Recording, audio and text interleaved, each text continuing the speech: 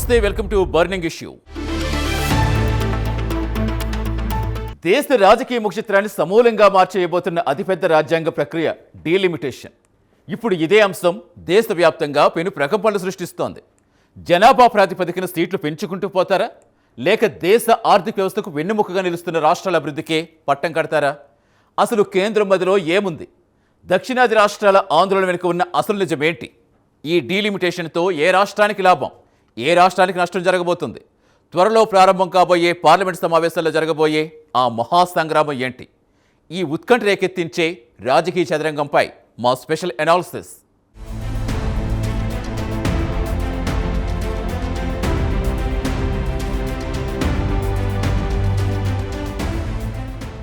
తానొకటి తలిస్తే దైవం మరొకటి తలచింది అన్నట్లుగా మారింది ప్రస్తుత డీలిమిటేషన్ వ్యవహారం.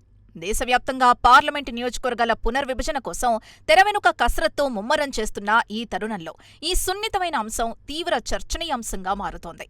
త్వరలో పార్లమెంట్ సమావేశాలు ప్రారంభమవుతున్న నేపథ్యంలో ఈ డీలిమిటేషన్ ప్రక్రియపై కొత్త కొత్త వాదనలు, డిమాండ్లు తెరపైకొస్తున్నాయి. రాజ్యాంగబద్ధంగా జరగాల్సిన ఈ ప్రక్రియలో అనూహ్యంగా రాజకీయ, భౌగోళిక, ఆర్థిక కోణాలు బలంగా వినిపిస్తున్నాయి. రాబోయే రోజుల్లో దేశ రాజకీయ ముఖచిత్రం ఎలా ఉండబోతోందనేది ఈ డీలిమిటేషన్ స్పష్టమైన సంకేతాలిస్తోంది అనడంలో సందేహం లేదు. అందుకే అన్ని పొలిటికల్ పార్టీలు ఇప్పుడు దీనిపై స్పెషల్ ఫోకస్ పెట్టాయి.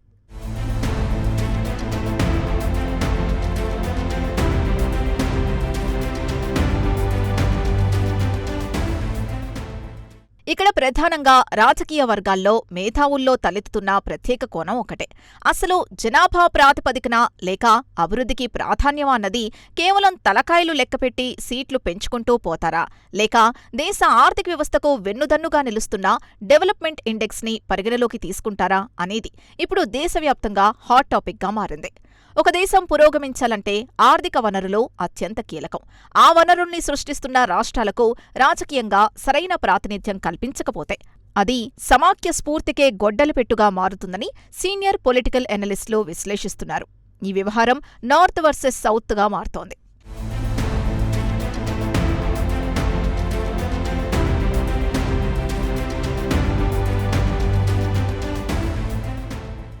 ఒకసారి మన దేశ చరిత్ర పుటలు తిరగేస్తే 90ల దశకానికి ముందు కేంద్ర ప్రభుత్వం జనాభా నియంత్రణ పాటించాలని అన్ని రాష్ట్రాలకు గట్టిగా పిలుపునిచ్చింది.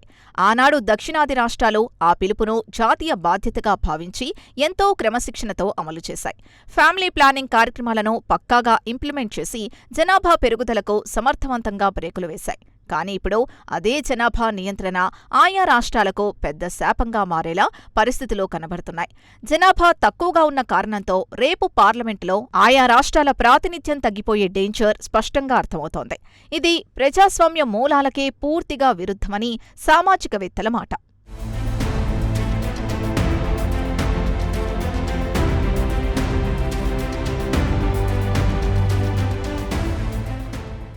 సమస్య ఒకటైతే పరిష్కారం మరొకటి అన్నట్లు, పుణ్యానికి పోతే పాపం ఎదురైంది అన్నట్లు ఉంది సౌత్ స్టేట్స్ పరిస్థితి. కేంద్రం చెప్పిన మాట వినడమే మేము చేసిన తప్ప అని ఆయా రాష్ట్రాల ప్రజలు ప్రశ్నిస్తున్నారు. ప్రస్తుత అంచనాల ప్రకారం కేవలం జనాభా ప్రాతిపదికన డీలిమిటేషన్ జరిగితే ఉత్తరప్రదేశ్, బీహార్ వంటి ఉత్తరాది రాష్ట్రాల్లో లోక్సభ సీట్లు భారీగా పెరుగుతాయి. అదే సమయంలో పదే పదే జాతీయ ప్రయోజనాల కోసం పాటుపడిన కేరళ, తమిళనాడు, ఆంధ్రప్రదేశ్, తెలంగాణ వంటి సౌత్ స్టేట్స్కు సీట్ల సంఖ్యలో పెద్దగా ఇంక్రిమెంట్ ఉండదు. పైగా భవిష్యత్తులో దామాషా ప్రకారం చూసుకుంటే వారి ప్రాతినిధ్యం మరింత డల్ అయ్యే ఛాన్స్ స్పష్టంగా కనిపిస్తోంది.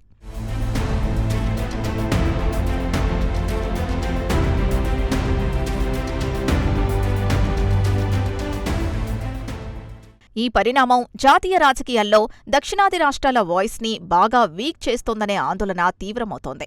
చెట్టు పేరు చెప్పి కాయలమ్మినట్లు కేంద్ర ప్రభుత్వం కేవలం జనాభా లెక్కల ఆధారంగా నార్త్ స్టేట్స్కి ఎక్కువ పవర్ కట్టబెడితే అది ఖచ్చితంగా డెమోక్రటిక్ బ్యాలెన్స్ని దెబ్బతీస్తుంది. దేశంలో అత్యధికంగా జీఎస్టీ రూపంలో పన్నులు చెల్లిస్తూ ఆర్థిక బలోపేతానికి ఊతమిస్తున్న రాష్ట్రాల్లో సౌత్ స్టేట్స్ ఫస్ట్ లైన్లో ఉంటాయి. కాబట్టి సీట్ల కేటాయింపులో కూడా కేవలం పాపులేషన్ మాత్రమే కాకుండా వారి ఎకనామిక్ కాంట్రిబ్యూషన్, అక్షరాస్యత శాతం, సోషల్ డెవలప్మెంట్ వంటి అంశాల్ని సైతం పరిగణలోకి తీసుకోవాలనే డిమాండ్స్ రోజురోజుకు స్ట్రాంగ్ అవుతున్నాయి.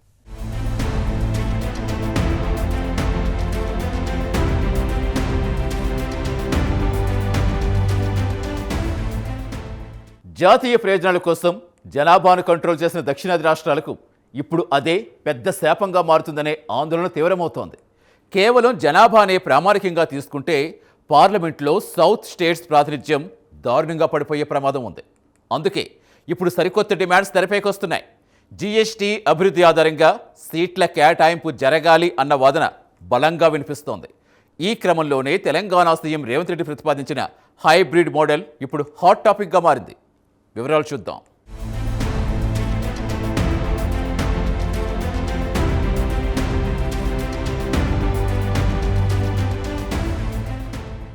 ఈ నేపథ్యంలో తెలంగాణ ముఖ్యమంత్రి రేవంత్ రెడ్డి లాంటి లీడర్లు ఈ విషయంలో ఒక అడుగు ముందుకేసి సరికొత్త హైబ్రిడ్ మోడల్ తీసుకురావాలని గట్టిగా వాదిస్తున్నారు. దేశానికి అత్యధిక ట్యాక్స్ రెవెన్యూ ఇస్తున్న రాష్ట్రాలకు రాజకీయంగా కూడా తగిన ఇంపార్టెన్స్ ఇవ్వాలని, పన్నుల వసూళ్లు అంటే జీఎస్టీ ఆధారంగా డీలిమిటేషన్ చేయాలని విపక్షాలు పాయింట్అవుట్ చేస్తున్నాయి. అసలు ఆర్థిక ప్రగతికి, పార్లమెంటరీ ప్రాతినిధ్యానికి మధ్య ఒక లింక్ ఉంటేనే రాష్ట్రాల మధ్య ఆరోగ్యకరమైన కాంపిటీషన్ ఉంటుందని వారు బలంగా నమ్ముతున్నారు. ఈ తరహా వాదనలో చాలా లాజిక్ ఉందని సగటు పౌరుడికి సైతం ఏమాత్రం కన్ఫ్యూషన్ లేకుండా ఇట్టే అర్థమవుతుంది.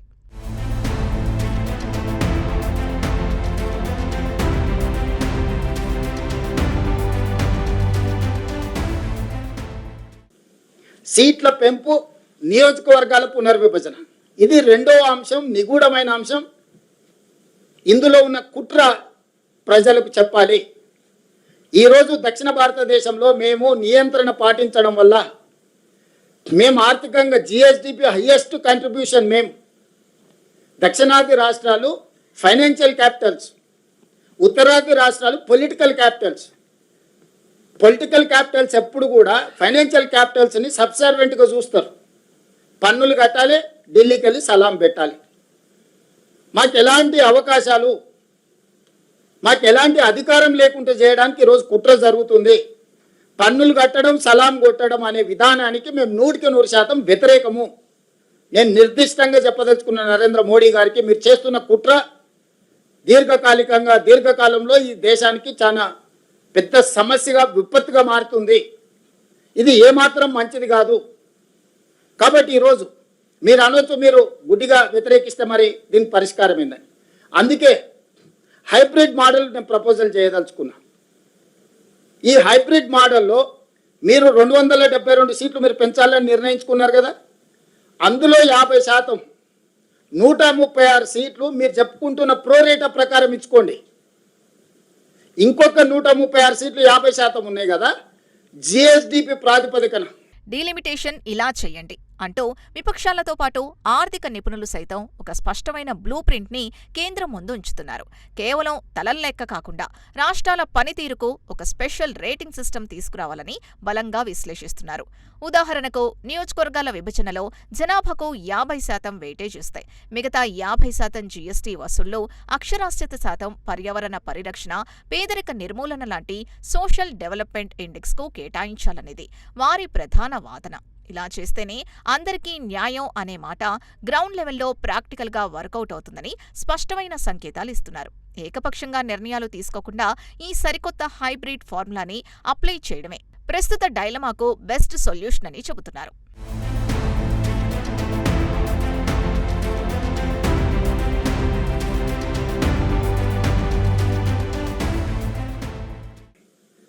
దేశం యొక్క స్థూల ఆర్థిక ఉత్పత్తి ప్రాతిపదికన సీట్లను విభజించండి. అప్పుడు జనాభా నియంత్రణ చేసి దేశ ఆర్థిక వ్యవస్థకు ఆదాయాన్ని తెచ్చిపెట్టిన రాష్ట్రాలను మీరు గౌరవించినట్టు అవుద్ది. కాబట్టి ఈ హైబ్రిడ్ మోడల్ తీసుకోండి. మీరు అనుకుంటున్న ప్రోరేటా ప్రకారము నువ్వు పెంచాలనుకున్న సీట్లలో 50%, ఇంకొక 50% జిఎస్డిపి ప్రాతిపదికన ఈ దేశ ఆర్థిక వ్యవస్థలో స్థూల ఉత్పత్తిలో అత్యధికంగా భాగస్వామ్యం చేస్తున్న రాష్ట్రాలకు మీరు సీట్లు ఇవ్వండి. ఇప్పటికే నార్త్ ఈస్టర్న్ అండ్ యూనియన్ టెరిటరీస్లో జనాభా ప్రాతిపదికన పార్లమెంట్ సీట్లు లేవు. ఈశాన్య రాష్ట్రాలలో, యూనియన్ కేంద్ర పాలిత ప్రాంతాలలో జనాభా ప్రాతిపదిక లేదు. అక్కడి నుంచి ప్రాతినిధ్యం ఇవ్వాలని చెప్పి చిన్న చిన్న రాష్ట్రాలు ఉన్నాయి. ఇప్పుడు గోవా 10-12 లక్షలు ఉంటుంది మొత్తం జనాభానే, 12 లక్షలు ఉంది ఓటర్లు, 2 ఎంపీలు ఉన్నాయి. మల్కాజ్గిరిలో 36 లక్షల ఓట్లు ఉన్నాయి. 3 గోవా రాష్ట్రాలు ఈజ్ఈక్వల్ టు ఒక మల్కాజ్గిరి పార్లమెంట్. డయ్యూ డామన్ లేకపోతే ఇట్లాంటివన్నీ ఏవైతే ఉన్నాయో ఇవన్నీ కూడా ఈశాన్య రాష్ట్రాలలో కూడా మీకు చిన్న పాపులేషన్కు ఎంపీ సీట్లు ఉన్నాయి. సో 100% జనాభా ప్రాతిపదికన కూడా సీట్ల పంపకాలు లేవు. ఈశాన్య రాష్ట్రాలలో కేంద్ర పాలిత ప్రాంతాలలో ఆ ప్రాంతాలకు ప్రాతినిధ్యం ఇవ్వడానికి జనాభాను పక్కన పెట్టి వాళ్ళకి ప్రాతినిధ్యాన్ని ఇచ్చిండ్రు. కేంద్ర ప్రభుత్వం మాత్రం ఈ విషయంలో ఏ రాష్ట్రానికి అన్యాయం జరగకుండా అందరికీ న్యాయం చేసే దిశగానే తమ స్టెప్స్ ఉంటాయని పదే పదే చెబుతోంది. కానీ విపక్షాలు మాత్రం అడగందే అమ్మైనా అన్నం పెట్టదు అన్న చందంగా పార్లమెంట్ వేదికగా ముందస్తుగానే అలర్ట్ అవుతున్నాయి. ఈ కీలకమైన డీలిమిటేషన్ వ్యవహారంలో ఏ ఒక్క రాష్ట్రానికి కూడా చిన్నపాటి నష్టం వాటిల్లకుండా ఒక పర్ఫెక్ట్ ఫార్ములాని తీసుకురావాలని కేంద్రానికి స్ట్రాంగ్గా హింట్స్ ఇస్తున్నాయి. ముఖ్యంగా పశ్చిమ బెంగాల్, తమిళనాడు లాంటి కొన్ని రాష్ట్రాల అసెంబ్లీ ఎన్నికల వేళ ఈ అంశం ప్రధానంగా తెరపైకి రావడం జాతీయ రాజకీయ పార్టీలను బాగా డిఫెన్స్లో పడేస్తోంది. ఇది వారికి కత్తిమీద సాములాంటి వ్యవహారంగా మారింది.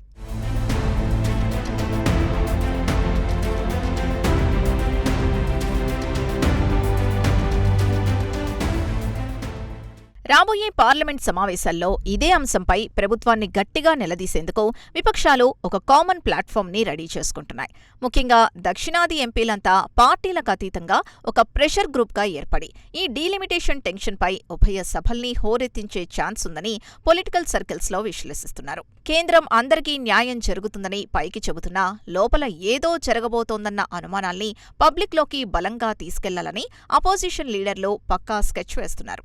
అయితే సెషన్ స్టార్ట్ అవ్వకముందే ముందస్తు వ్యూహాలతో కేంద్రంపై పొలిటికల్ మైండ్ గేమ్ స్టార్ట్ చేశారు. రాత్రికి రాత్రి ఏకపక్షంగా బిల్లులు పాస్ చేయకుండా దీనిపై జాతీయ స్థాయిలో ముమ్మరంగా డిబేట్ జరగాలన్న డిమాండ్ని పార్లమెంటులో ప్రధాన అస్త్రంగా వాడనున్నారు.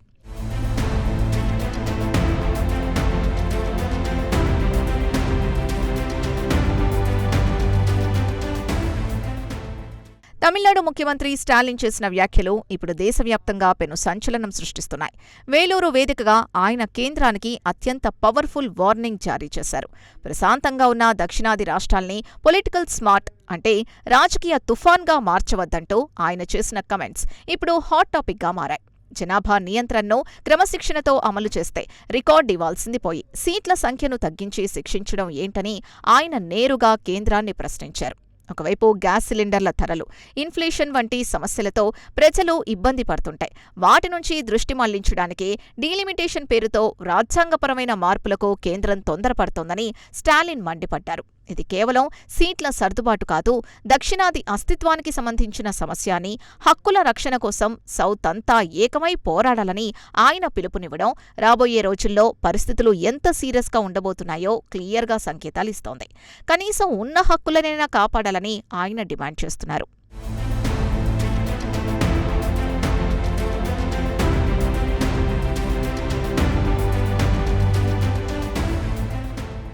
చూస్తారుగా స్టాలిన్ హెచ్చరికలు ఏ స్థాయిలో ఉన్నాయో. ప్రశాంతంగా ఉన్న దక్షిణాదిని రాజకీయ తుఫానుగా మార్చొద్దు అన్న ఆయన మాటల్లో పెద్ద అర్థమే ఉంది. కేవలం తమిళనాడే కాదు, మొత్తం దక్షిణాది రాష్ట్రాలన్నీ ఇప్పుడు ఇదే భయంలో ఉన్నాయి. మరి కేంద్రం ఈ పొలిటికల్ హీట్ ఎలా చల్లారుస్తుంది?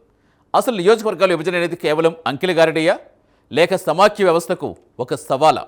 ఇప్పుడు చూద్దాం.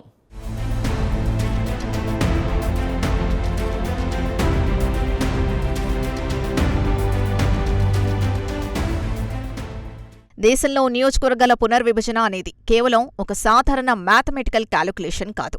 ఇది దేశ సమాఖ్య వ్యవస్థలో పవర్ బ్యాలెన్స్ని తీవ్రంగా ప్రభావితం చేసే అత్యంత సెన్సిటివ్ ఇష్యూ. జనాభా మాత్రమే ప్రామాణికమైతే ఇన్నాళ్లు పర్ఫెక్ట్ ప్లానింగ్తో డెవలప్ అయిన రాష్ట్రాలు పనికిరాకుండా పోతాయా అన్న క్రాస్ క్వశ్చన్ ఉదయిస్తోంది. కూసేగాడిద వచ్చి మేసేగాడిదను చెడగొట్టినట్లు జనాభాను ఏమాత్రం కంట్రోల్ చేయలేని రాష్ట్రాలకు రివార్డులిచ్చి పకడ్బందీగా కంట్రోల్ చేసిన రాష్ట్రాలకు పనిష్మెంట్ ఇస్తాయి. ఇక భవిష్యత్తులో సెంట్రల్ గవర్నమెంట్ చెప్పే ఎటువంటి పాలసీలైనా ఏ స్టేట్ కూడా సీరియస్గా తీసుకునే పరిస్థితి ఉండదు.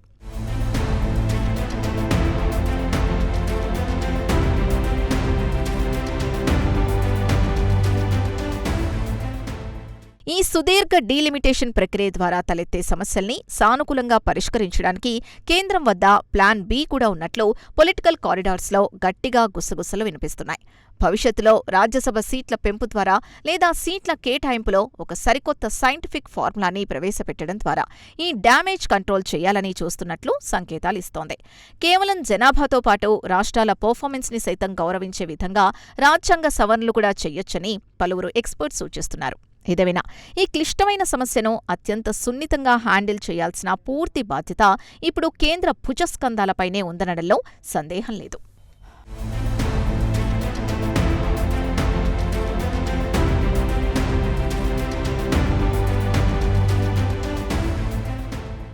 దేశం మొత్తానికి ఒకే దేశం ఒకే పన్ను విధానాన్ని ఎంత పకడ్బందీగా అమలు చేశామో, అలాగే ఒకే దేశం సమానమైన రాజకీయ గుర్తింపు కూడా ఉండాలని సౌత్ స్టేట్స్ ముక్తకంఠంతో కోరుతున్నాయి. పారిశ్రామిక అభివృద్ధి, ఐటీ సెక్టార్, ఎడ్యుకేషన్ వంటి కీలక రంగాల్లో దూసుకుపోతూ దేశ జీడీపీకి బూస్ట్ ఇస్తున్న రాష్ట్రాల వాయిస్ని సైలెంట్ చేయడం ఏ రకంగానూ సమర్థనీయం కాదని విశ్లేషిస్తున్నారు.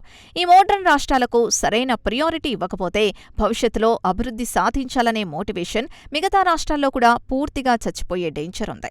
ఇది ఓవరాల్గా దేశ ప్రగతికి ఒక అతిపెద్ద స్పీడ్ బ్రేకర్గా మారుతుంది అనడంలో ఎలాంటి డౌట్ లేదు.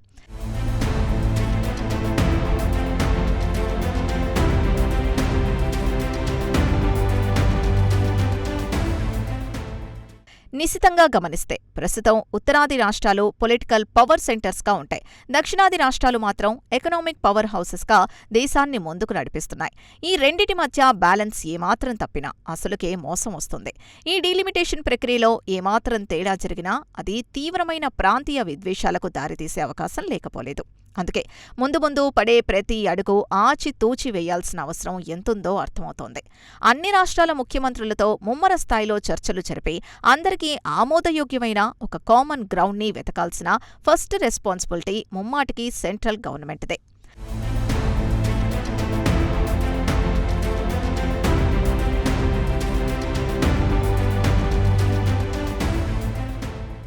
ఈ దేశంలో ఉన్న ప్రధాన రాజకీయ పార్టీలు కూడా ఈ అంశాన్ని కేవలం సంకుచితమైన ఓటు బ్యాంకు పాలిటిక్స్ కోణంలో చూడకుండా దేశ సమగ్రత, ఐక్యత కోణంలో బ్రాడ్గా ఎనలైజ్ చేయాలి. ఎలక్షన్స్ ముందు ఒకలా, ఎలక్షన్స్ తర్వాత మరోలా పొలిటికల్ స్టాండ్స్ తీసుకోవడం ఏమాత్రం కరెక్ట్ కాదు.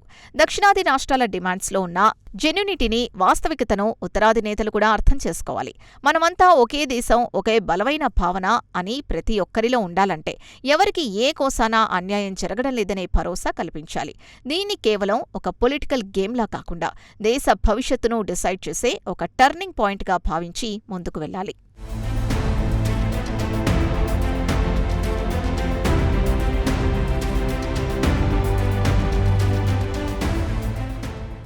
రాజకీయ పార్టీలు తమ సంకుచితమైన ఓటు బ్యాంకు రాజకీయాలు పక్కన పెట్టి విశాల దృక్పథంతో ఆలోచించాల్సిన సమయం ఇది. నార్త్ సౌత్ అనే ప్రాంతీయ విద్వేషాలకు ఏమాత్రం తావు లేకుండా ఈ ప్రక్రియ జరగాలి. ఏ ఒక్క రాష్ట్రానికి కూడా అన్యాయం జరుగుతుంది అనే భావన రాకూడదు. మరి రాబోయే దశాబ్దాల పాటు దేశ భవిష్యత్ శాసించే ఈ డీలిమిటేషన్ వ్యవహారంలో కేంద్రం ఎలాంటి ట్రాన్స్పరెన్సీ పాటించాలి? విశ్లేషకులు ఏమంటున్నారు?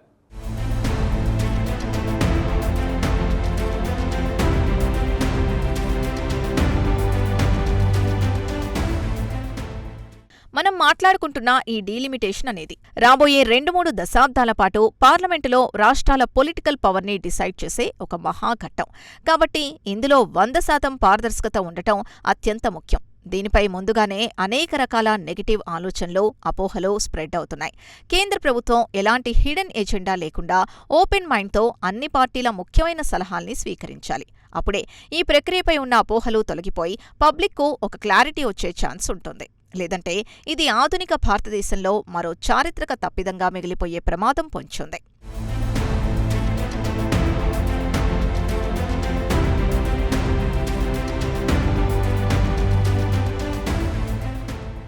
వాస్తవానికి జనాభా అనేది ఒక దేశానికి అతిపెద్ద ఎసెట్ కావచ్చు.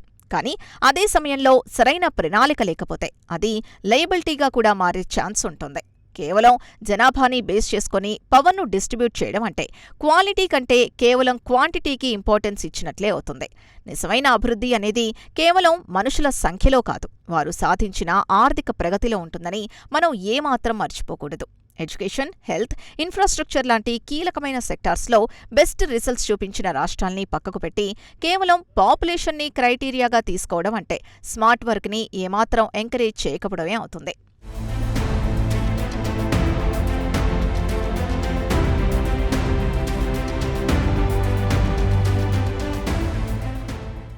ఏదేమైనా జరుగుతున్న ఈ డీలిమిటేషన్ ప్రక్రియ దేశ ఐక్యతకు ఒక అతిపెద్ద యాసిడ్ టెస్ట్ లాంటిదని రాజకీయ పండితులు విశ్లేషిస్తున్నారు. వివిధ సంస్కృతులు, భిన్నమైన భాషలు, రకరకాల భౌగోళిక పరిస్థితులు ఉన్న మన విశాలమైన దేశంలో అన్ని ప్రాంతాలకు ఈక్వల్ జస్టిస్ చేయడం చాలా కష్టమైన టాస్క్. కానీ దాన్ని సక్సెస్ఫుల్గా కంప్లీట్ చేసినప్పుడే మన డెమోక్రసీకి అసలైన మీనింగ్, నిండుదనం వస్తాయి. విపక్షాలు చేస్తున్న డిమాండ్స్ని కేవలం పొలిటికల్ స్టంట్గా కొట్టిపారేయకుండా అందులో ఉన్న లాజిక్ని కేంద్రం కన్సిడర్ చేయాలి.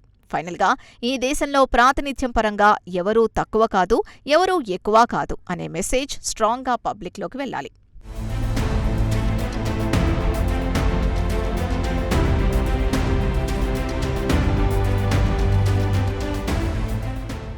చివరిగా ఫైనల్ కంక్లూషన్ ఏంటంటే కేంద్ర ప్రభుత్వం భవిష్యత్తులో తీసుకునే ఈ ఒక్క డెసిషన్ పైనే రేపటి భారత ప్రజాస్వామ్య భవిష్యత్ మ్యాప్ పూర్తిగా ఆధారపడి ఉంటుంది. అసలు జనాభా ప్రాతిపదికన లేక ఆర్థిక అభివృద్ధికి ప్రాధాన్యమా అనే ఈ అతిపెద్ద డైలమాకు ఒక పర్ఫెక్ట్ సొల్యూషన్ వీలైనంత త్వరగా దొరకాలి. ఆర్థిక ప్రగతికి ఊతమిస్తున్న సౌత్ స్టేట్స్తో పాటు అన్ని ప్రాంతాలకు ఆమోదయోగ్యమైన ఒక విన్ విన్ ఫార్ములాని ఫైండ్ అవుట్ చేయాలి. అప్పుడే మన దేశం ఒక స్ట్రాంగ్ గ్లోబల్ పవర్గా ఎదిగేందుకు 100% అవకాశం ఉంటుంది. ఈ డీలిమిటేషన్ ప్రక్రియ కేవలం వివాదాలకు కేంద్రబిందువు కాకుండా మన సిస్టంలో ఒక ప్రగతిశీలమైన మార్పుకు నాంది పలకాలని మనస్ఫూర్తిగా ఆశిద్దాం.